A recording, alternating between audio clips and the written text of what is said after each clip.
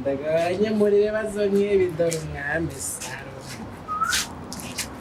urabona uzadushobora nawe utari mwe nabashobora rwose uzaduha ibyo dushaka we tugiye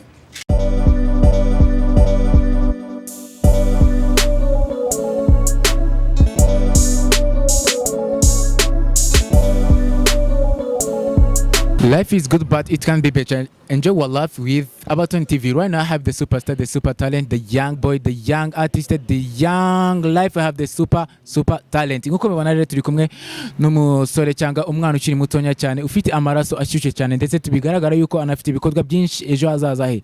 Turagira ngo atangire yibwira abakurikiye Abaton TV. Hey, my brothers, my sisters. Yeah, this is your boy, a young boy, the young talent, the upcoming artist, film and comedy, Chris J, aka Elad Boy. Yeah, man. Yeah. Uziko no. Uvuze iyo intro ukayiturusha yanjye man.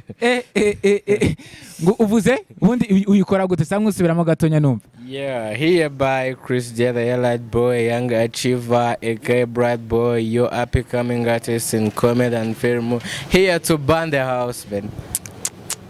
Aho ngaho ni fresh kabisa ndagira ngo abantu bahise bumva uriwe ndetse bumvishe n'uburyo uri kuvuga bahise bavuga ati uyu mwana so umunyarwanda kabisa nanjye hanga nyine sindamenye uri ubundi turajya noneho nyirizina utubwira ati se waba uri umunyarwanda se waba uri umuntu ki Bo yeah ndi umunyarwanda as like abandi bose izo ndimi nyine nabyo bigerwaho biraharanirwa utabiharane ntiwazimenya bo ndi umwana w'umunyarwanda ukiri muto ukizamuka mu bintu bya sinema comedy and film ibyo ni ibintu tutasubiraho umuntu aba yiyumvamo agomba niyo naba mbyutse kamwe nje kwakitinga comedy film imbere cyane ya aho ngaho kabisa tuje twinjira mu kiganiro neza cyane ubu abadukurikiye ndetse abakurikiye Abaton TV bari kumva uwo turi kumwe nawe ese ni muntu ki yabakurikiye nkuba barabyumvise cyane bumvise ko nyine twinjiye muri career ya cinema nyarwanda tukira aho ngaho uvuze ko ibintu bya cinema ndetse gukina comedy yaba amafilme ari ibintu byawe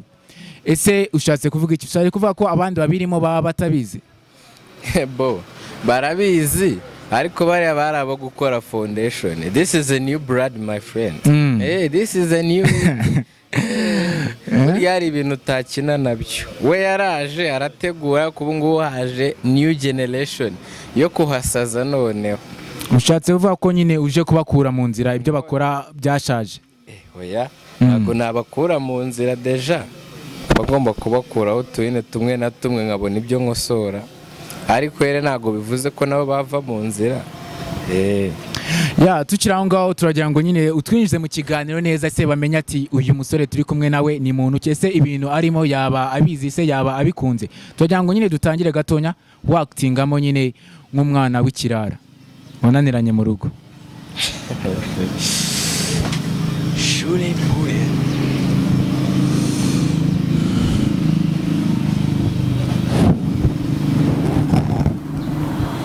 suburiya we vie chini umumera arihera we sisi nako meri we shiyaroneho bagangitse burundu ntibegutse iki ni icyenda kujya kwifatira ikibaba ayagasa bavie biki gihe mu by'ukuri nanjye hari ubwo numva ibintu nkora wumva ngize agahinda ako ntago nahemukira ikibaba warunu umwana warezwe n'umucanga mara we Benedict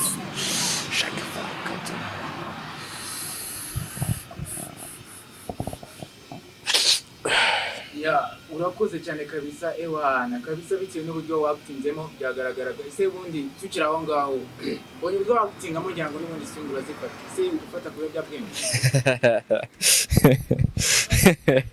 brother ntago mfata ibyo bya bwenge nyine ariko ni cya kindi bita you need to be cinematic iyo bavuze ngo you are given a character ugomba gukora ikintu cyo ngicyo what the charactering is saying here ariko nago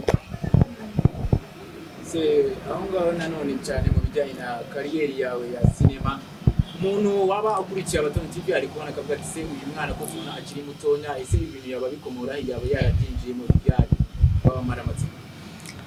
Ibintu bya sinema nabitangiye umwaka ushize ya COVID-19 igende bizana mifari n'iki ramwe murabizi ngo kujya mu rugo ngo ntago mwahura muri abantu benshi, ariko nyine uko iminsi igenda ishira lockdown igabanyuka turimo kugenda dutera imbere, noneho ibintu byo gushutinga abantu bemerewe kuza kuri site ari benshi, urumva ni ibintu bidufasha cyane kugira ngo umuntu akomeze kuzamura kariyeri yiwe, kuko amafilime n'amakomedi turayakora menshi cyane.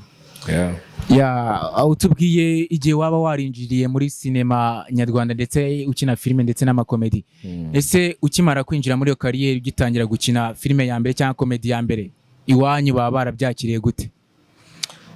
Mu rugo ukuntu babyakiriye nta bintu byari birenze, nta cyabatunguye kuko n'ubundi nagiye baza aho ngiye, kandi kera nubwo ndi umwana we wavuga ngo agiye ahantu ngo barahangayitse, oya baba bazi icyo ngiyemo, ntabwo urumva byari ibintu bibatunguye deja. So baba bazi ko ngiye kwakitinga kandi barabizi ko ari ibintu nkunda cyane, like biri mu maraso. Aho ngaho ubwo nyine uburagiye ukinnye filime ukinnye komedi, ese hari igihangano kimwe mwaba mwaricaye muri salo nk'umuryango ari we wagikinyemo mukakirebana? Tujya tuzireba nyinshi cyane. Like nka filime twakinyemo yitwa Ingaruka, twaricaye barayireba baravuga ati cyakoze kude chapeau umuhungu wacu urimo kubikora kabisa, ati komerezaho. None ejo bundi haza amakomundi umuzigo wa komedi, baravuga ati ariko uyu mwana noneho ko tubona agiye kuzaba sekuru z'abakiteri mu muryango, urumva bahita bavuga ati nyine keep up, baramfasha mu buryo ubwo ari bwo bwose. Nanjye niyo mpamvu bafite courage nyinshi cyane yo gukina. Ababyeyi bawe baragufasha? Nta kintu na kimwe wabashinja? Naba mbeshye. None tukiri aho ngaho mu bijyanye n'uburyo ubanyemo n'umuryango wawe ndetse uburyo bagushyigikiye, muri iki gihe rero usanga hari urubyiruko nkawe rugenda rucibwa intege n'ababyeyi babo, ababyeyi babo banga ko bajya gukina filime cyangwa kujya kwakitinga muri ubwo buryo, bavuga ko iyo ugiye mu bijyanye na filime cyangwa gukina hakuramo uburara ndetse n'agasuzuguro. Ese wowe n'iki wabwira abo babyeyi babifata gute? Oya, tutarajya no ku babyeyi, wahera kuri aba bana bashaka kwakitinga nyirizina. Nanjye ubivuga gutyo babanje kutabyumva, ariko babonye ko nkomeje, ubundi umubyeyi yagufasha bitewe n'uko abona ikintu ubushake ugifitiye. Nose nakubwira ati bireke nawe ukiryamira, nta kindi deja n'ubundi azahora aguca intege, ariko naguca intege uyu munsi ejo akabona uragiye ukoze ikintu kizima, nugaruka azanagushyigikira, araba anafite n'imodoka azajya kugeza kuri sete. Ababyeyi bo baradushyigikira, ariko bitewe n'uko natwe twabigizemo uruhare. Twari tumaze kumva uburyo nyine ababyeyi bashyigikira abana babo ndetse n'uruhare abana babo bagomba kugira ngo ababyeyi babo bashyigikire mu bijyanye na sinema ndetse n'icyo ashaka. Ndagira ngo baze, ese ubona urubyiruko rw'abana bari mu rugero nk'urwawe muri filime nyarwanda cyangwa muri industry ya sinema, ubona bafatwa gute? Ese ubona hari inyungu bazakuramo? Nsubiye ku bana turi mu kigero kimwe, bafite ibibazo byinshi, kuko like urabona iyo ugiye mu mukino uri umwana ugenda ufite wenda bataguha agaciro, bagushidikanyaho ku bushobozi bwawe, urumva rero icya mbere bagomba kugira muri bo ni potential, courage, urumva, no kutarambirwa, kuko ibyo bintu iyo bigize uri umwana abantu bahita babona ati this one might be somehow excellent. So urumva ntabwo byagusaba kugira ngo ukeneye ngo kanaka azaza gushyigikire, wowe banza wishyigikire ubwawe, ugaragaza ubushake bw'ikintu, ukore neza role zawe baguhaye, ngo babisaziyemo ko wanabitwika kurusha n'umuntu umaze imyaka 20. Tukiranga ako kantu uvuze niko kabi. Ese ni iki kintu nyine nkawe nk'umu upcoming winjiye muri filime ndetse ufite n'amaraso mashyashya ukiri na mutonya, ni ikihe kintu wabwira abantu babisaziyemo? Se bitega iki kuri wowe? Ni ikihe jambo wababwira? Ijambo nabwira ababisaziyemo bitondere uyu muntu uje. Bamwitondere. ese yaba ari wa wundi wavuzwe muri Bible? Umwe na Bible ahubwo icya Bible cyo sinagitindaho kuko yo yavuze benshi sibyo, ariko muri abo wasanga nanjye ndimo, rero bitonde. Wow. Turi kugana ku musozo rero, turagira ngo dushimire uwo ari we wese wafashe umwanya kuba yareba ikiganiro cyacu, ndetse twibutsa ko yiri ari Abaton TV, kandi subscribe, share na comment kugira ngo tujye dukomeza tubane namwe ku munsi. Turi kugana ku musozo, se ni iki wabwira urubyiruko ndetse n'abadukurikiye? Icyo nabwira urubyiruko n'abadukurikiye muri rusange, burya iyo ukora ikintu gikunze kirakunda kandi kikanaguhira. Ariko ubundi urubyiruko ikibazo dufite ubu ngubu dukunda gutwika cyane kurusha gukora cyane. Rero nibagabanye gutwika cyane bakore cyane, simvuze ngo hahore, nyine bahore babe nk'amazi amwe ya barafu.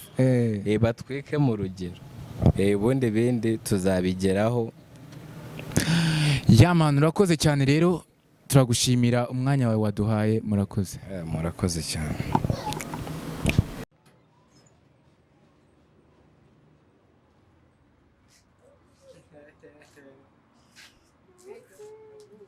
ndagabanye muri bibazo nk'ibi dore umwami urabona uzadushobora nawe utari mwe nabashobora. Ubwo si uzaduha ibyo dushaka.